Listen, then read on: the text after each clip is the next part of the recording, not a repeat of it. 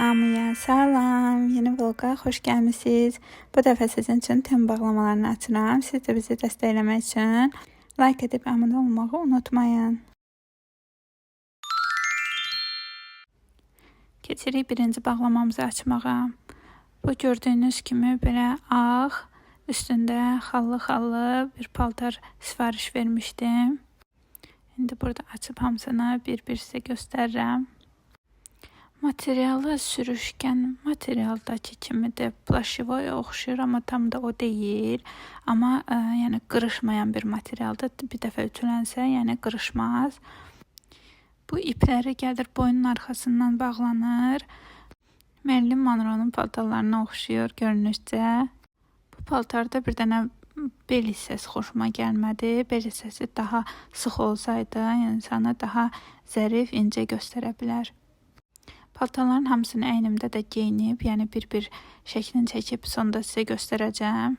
Videoda hamısını yerləşdirmişəm. Siz baxıb, dəqiq görüb seçim edə biləsiniz deyə. Bu da ikinci bağlamamız. Burada isə belə cizgili kofta sifariş vermişdim. Birinci açanda mən də başa düşmədim. Bu nə iplərdir, hardan hara gedir, düymələr harda bağlanır.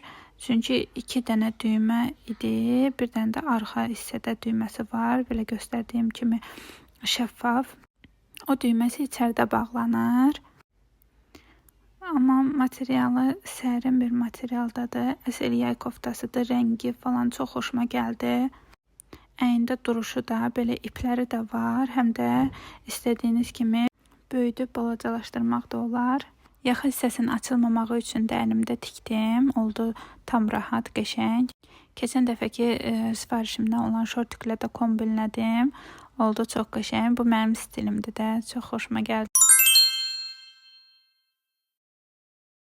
İndi keçək 3-cü bağlamamızı açmağa. Burada da belə fıstıq yeşili rəngdə paltar sifariş vermişdim. Əynə oturandı. Bu rəng paltar görəndə Ebru Gündeşin o vaxt bir klipi var idi. Orada da bu rəng paltar geyinmişdi. Həmişə o yadıma düşür.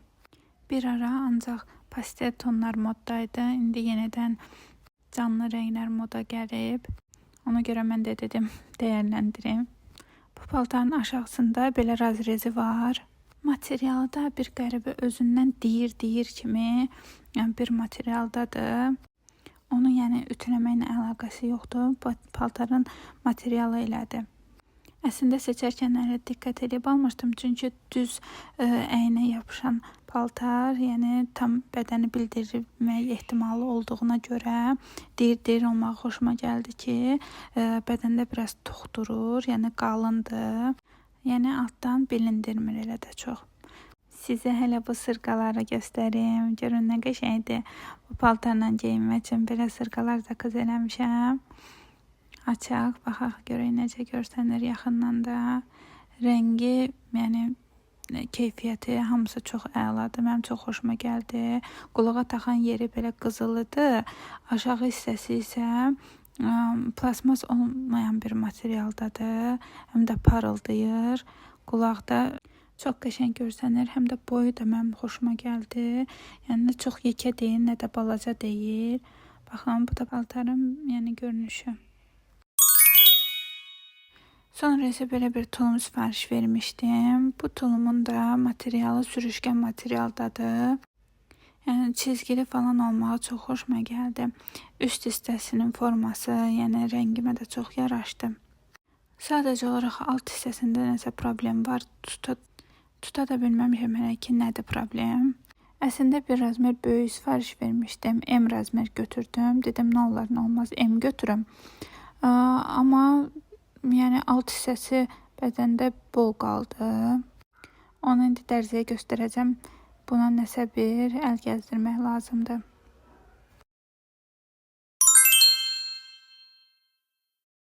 Qızlar, təxmin edin burada nə var? Bir dənə də belə bir dəniz geyimi sifariş vermişəm. Rəngi falan çox xoşuma gəldi. Dəniz geyimi olduğu üçün fikirləşdim ki, bir cıvıl-cıvır, rəngarəng bir rəngdə olsa daha yaxşıdır. Yəni keyfiyyəti də çox yaxşı gəldi, çox xoşuma gəldi. Belə kənardan ipləri var, dartılan bir materialdadır.